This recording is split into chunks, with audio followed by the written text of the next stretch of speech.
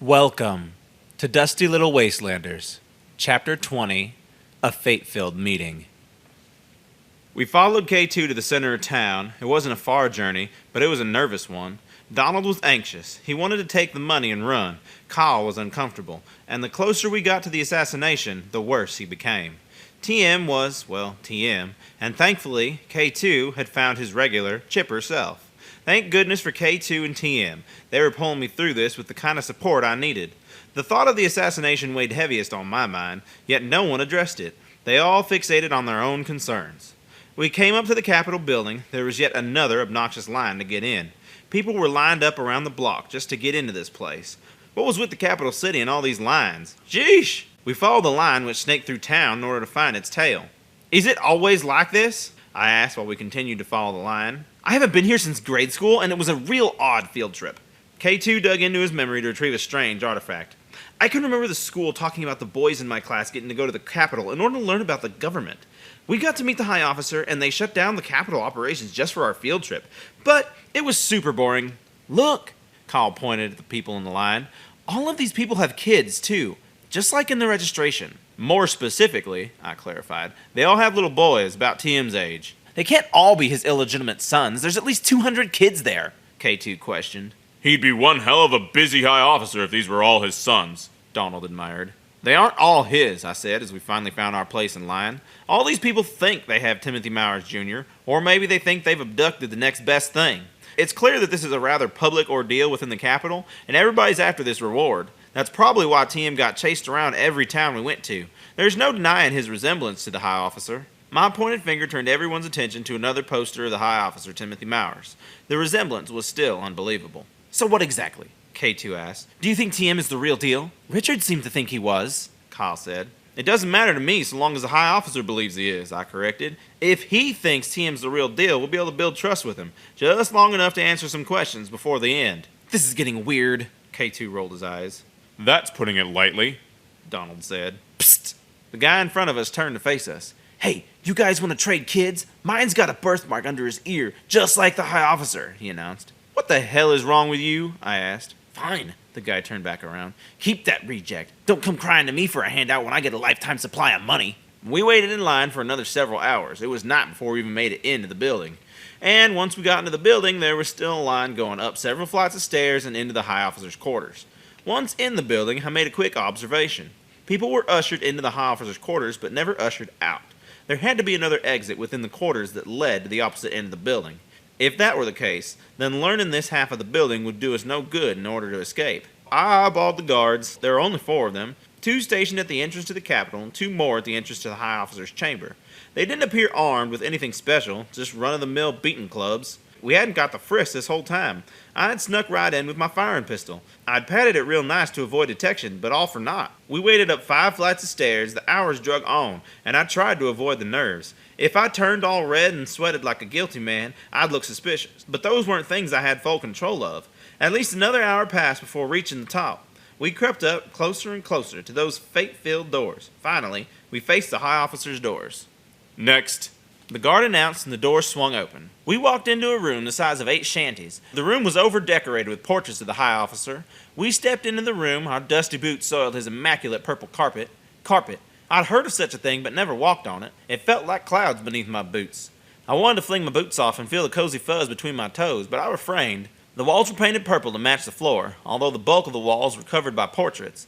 The roof came in a dome shape, covered in a multitude of paintings. I couldn't make out what was painted from this far down on the floor, but from this position, the paintings bled together into a single great mural of sorts.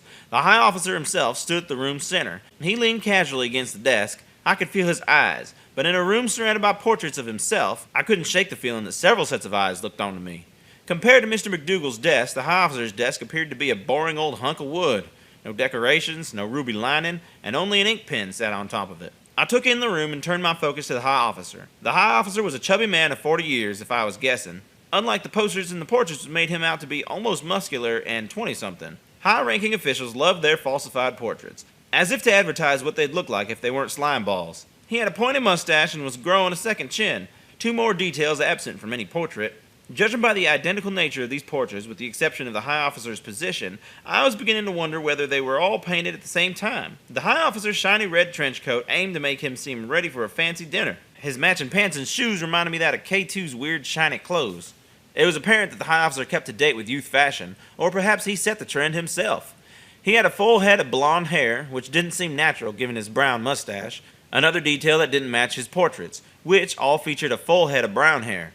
His bold brown eyes widened at the sight of TM. Now that I saw them together in person, I realized there was no resemblance. You brought him back. The high officer gloated and closed in.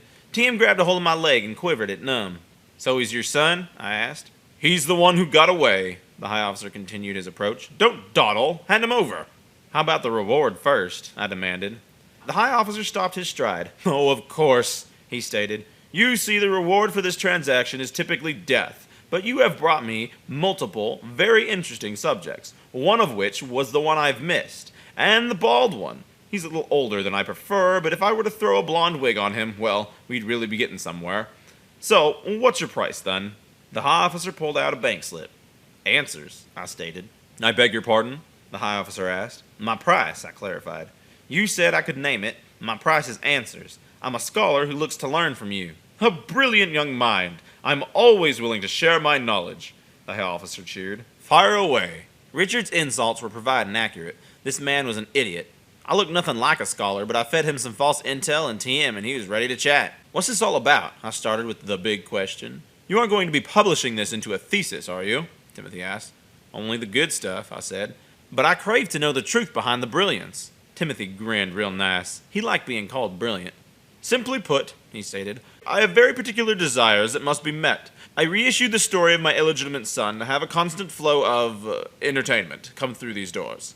How did you come to power and ultimately form the Wastelands government? I asked, keeping my opinions of his sick behavior locked in my skull. Savages such as yourselves call them killers. My flattery hadn't made it far. He was on to us. But they are in fact bullets, and I keep anyone involved with their creation on a short leash. My grandfather invented gunpowder, and we've kept that process a family secret as well as we can. We've only shared that information with a controllable few. You see, that's how I remain in power. Your miserable people make the weapons to fire my bullets. I supply all the bullets in the wasteland, but only enough to keep your people fighting over them. Thus, your people stay indebted to me while using my bullets to kill each other. It's the ultimate self-managing system, really. So now I'll ask you a question. Timothy's tone stiffened. Did Richard send you? He's the only one living that knows anything about the adopted Timothy Jr. The child and Richard are my only remaining loose ends on the matter. With all the bullets in this city, all it'd take is one rebel with a firing pistol to make a major change, I stated. Impossible! The high officer denied. Guns in general are not produced in city limits, and possession of such things is strictly forbidden in city limits as well. Any rebel so bold would be gunned down at registration. See, that's where your own sick desires will be your undoing, I announced. People are so hooked on your promised reward that they let people with children slip past registration under the modest promise of sharing the loot. Are you suggesting that I might meet my end at the hands of a couple of dusty little wastelanders? Timothy was appalled. I pulled from the hip and squeezed the trigger. The killer launched from my pistol and into his heart. He collapsed like a sack of meat. Instead of satisfaction, it was done. We had our freedom. 2 guards broke into the office. I turned to the door and kept them at gunpoint. They froze in place and launched their hands in the air. What idiots, I claimed. Kyle, check the desk for anything useful. You, I moved my gun to a specific guard. Were you aware of what this whole child thing was all about? Yes, but I never... He was cut short by my killer in the forehead. I turned my attention to the next guard, who quivered in the brains of his fallen comrade. What about you? I asked. Did you know anything about this? He quivered and never answered. There was another blast echoing through the chamber, and a killer busted into a man's sternum. What did you find in the desk? I asked Kyle, still keeping my focus on the door. Another... Hey there, what's up? LL Smith here. Thank you so much for enjoying my audiobook. I'm going to interrupt you real quick and say, if you get real anxious to hear what happens next and just can't wait till next week, or if you get the urge to just support such a stunning, ruggedly handsome, and awesome independent creator such as myself, I encourage you highly to go follow the link in the description and support the official release. Thank you so much for listening, and let's jump right back into that story. Another firing pistol and 2 drawers full of ammo, Kyle reported. This was new Kyle. I felt I could use him in this situation. All right, I ordered. Everyone pack your pockets with as many bullets as they'll hold. Who wants a second firing pistol? They all stared at the firing pistol that lay on top of the desk. They were all afraid of it. If no one wants it, then bring it to me and load it, I ordered. Kyle loaded the firing pistol and put it in my empty hand. Load this one too. I waved my first firing pistol at Kyle. He looked at it, loaded it, and handed it back to me. I turned my attention to little TM. TM, I started. Did this man hurt you? He nodded yes. Well, he can't hurt you anymore. No one can hurt any of us anymore, I commanded. Enry, we should go, New Kyle urged us along. Yes, we should, I agreed. We took the exit on the other side of the high officer's quarters. I stopped the second the door opened. I was slapped by the outdoor air. I looked down. I could see the gore pile from the last sorry soul who'd been sent through this exit. The exit led outside to a 5-story drop into certain death. There were even guards at the bottom waiting to clean us up. I turned back and led my posse out the way in which we came. We waltzed back down the 5 stories of stairs, brandishing our pistols and all. Oh, the sweet sight I saw. All those deep pockets who worked in this building, panicked beyond their humanity. And those lined up waiting to cash in their child, or maybe some poor abducted child, they were struck with absolute confusion. I wanted to blast them all, but I didn't have enough time. We left the Capitol building and spilled into the streets, where I still openly carried. Take us to the nearest bank, K2, I ordered. On it. K2's spirit seemed unaffected by what I'd just done. Everyone kept quiet but seemed to support my actions. I walked through the town, firing pistols in hand, disrupting the peaceful streets I'd once admired. Now I saw these streets for what they were, built on bloodshed by a man who was more than a criminal. We crossed through the streets, spreading something beyond pandemonium. People were running around as though they'd forgotten how to live. I reckoned most people born in the capital never seen a firing pistol, and had been instilled with enough fear of the things to be driven absolutely batty at the mere sight of one in the flesh. We passed into the bank, and the clerks assumed it was a stick-up. They threw their hands in the air and carried on with their clear routine. In a town without guns, I don't know why they bothered with stick-up protocol. Cash $200,000 from this check, Kyle, I ordered. New Kyle walked to the counter. Does Richard McDougal have an account here? New Kyle asked the clerk with a smirk. I couldn't tell if it was meant to be mischievous or flirtatious. New Kyle still threw my thoughts for a loop. He does, the teller quivered. Is it good for $200,000? Kyle asked. We'll check. The teller and some bank official left for the vault. I watched with lost patience. Any bank I'd ever been into only secured the vault. This bank secured the teller station and the vault, so we were stuck in a scrunch place just waiting. There was barely an arm's length between the bank's wall and the teller's counter. Horizontally, there was space enough for 4 non-chunky individuals. They ran a real tight situation here. The teller and the banker returned from their extended absence. Mr. McDougal's account is good for $200,000 in this bank, the teller said, but we'll need our legitimizer to check the authenticity of your bank slip. Kyle handed over the bank slip, and a plump individual waltzed over with magnifying lenses attached to his glasses. He smoked a thick wood pipe that reeked of burnt oak. I'd never experienced that stench coming from the edge of a man's pipe before, but it didn't bother the legitimizer none. His grubby fingers flapped all over the bank slip, and he licked his lips. He paid special attention to the slip's gold trim. The legitimizer whipped his tongue out and licked the edge of our bank slip. The legitimizer spoke. That's real gold, all right. Mr. McDougal lines his bank slips with real gold. It serves as a sort of reserve as to the value of his slips. One of these bad boys is worth $1,000 alone. That's typically the cap for most bank slips anyhow. So, by lining his slips with gold, Mr. McDougal made all of his slips worth the value written on the paper, therefore avoiding the need of having to balance at every bank. The legitimizer spoke of McDougal's genius with infatuated eyes. Y'all got lucky that he set up a hefty account with us. Otherwise, we'd only be able to honor the $1,000 for this slip. All right then, Kyle said. Let's get with it. The teller, bank official, and legitimizer all retracted in their vaults at the same time. They snuck off real quiet and suspicious-like. They took their time in gathering the funds, properly buying time for law enforcement. I was probably cleaning them out, too. We waited a few silent, impatient moments before their return. They finished up and handed Kyle a sack of money. We turned to leave, and law enforcement rushed into the bank brandishing batons. Batons? Why did they even send for law enforcement? Did they crave a proper slaughter? I aimed my firing pistol at the officers, and they froze in place. I wanted to walk through, but the officers crowded the exit. They squeezed together so that we could squeeze out. We walked right past them and undisturbed. All right, K2, I asked. Take us out of here.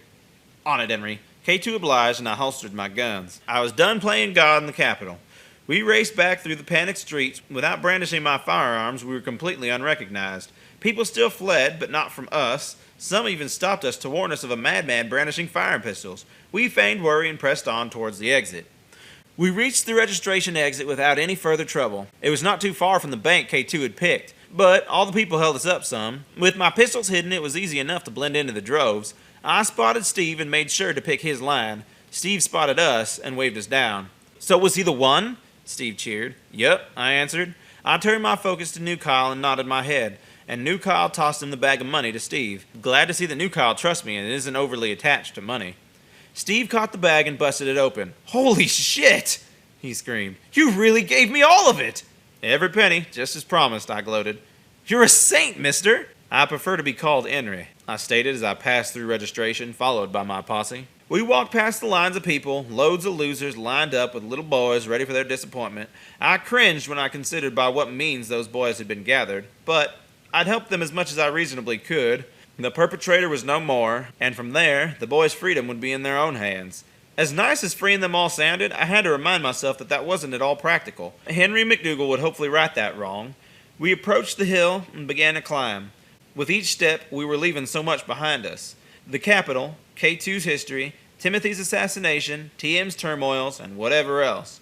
We'd come to realize that our true home was out here in the wastelands. The cities that populated the wastelands were all corrupt or debunked beyond help. With the wastelands, there was so much more we could do. There is positive change that could be made. I was the first to the top of the hill, and I soaked in the view. The comforting nighttime view, lit up by pockets of city lights from each city, those both familiar and unexplored. Coming from the opposite end, it was easy to miss this view. I looked over the entire wastelands from this position. The starry night sky was perfect. There was Killville just to the north of here, Moontown behind that, a few cities we hadn't visited yet, and Stonetooth way in the back. That's where it all started. Kyle was the first to my side to share this view. It was old Kyle again. I could see it in his eyes. And just in time, too. TM was the next up. He took my hand. K2 followed behind us and was next on the hilltop. He'd seen this view already, but pretended as though he hadn't. He soaked it in with all of us. There had to be something different about experiencing it here and now with us. Donald was the last, but not far behind, since none of us were running. He was worn out, but still with us. I didn't see that coming. I thought for sure he'd try and restructure the government in the capital, appoint himself the new high officer. The opportunities were all there, but he stuck with us. I guess his lust for government work wasn't as strong as his lust for women. Or maybe we'd rubbed off on him more than I gave him credit for. Hey, look up there, I pointed to the stars. Kyle and TM looked up, trying to see what I saw. Do you see it? I asked. They kept their gaze focused. It's freedom, I announced. TM hugged my leg, Kyle hugged my shoulder. I looked at K2 and waved him in. He joined the hug party. Then we were piled on from behind by Donald's colossal aged self. We enjoyed each other's loving embrace in the night sky. It was silent and it was perfect. So where do we go now? K2 asked. Somewhere where we can be a source of positive change. I smirked and looked down to Kyle. He flashed that smile, our mother's smile, although he'd made it his own, tainted by time, life, and experiences, but it was back, and it was his own.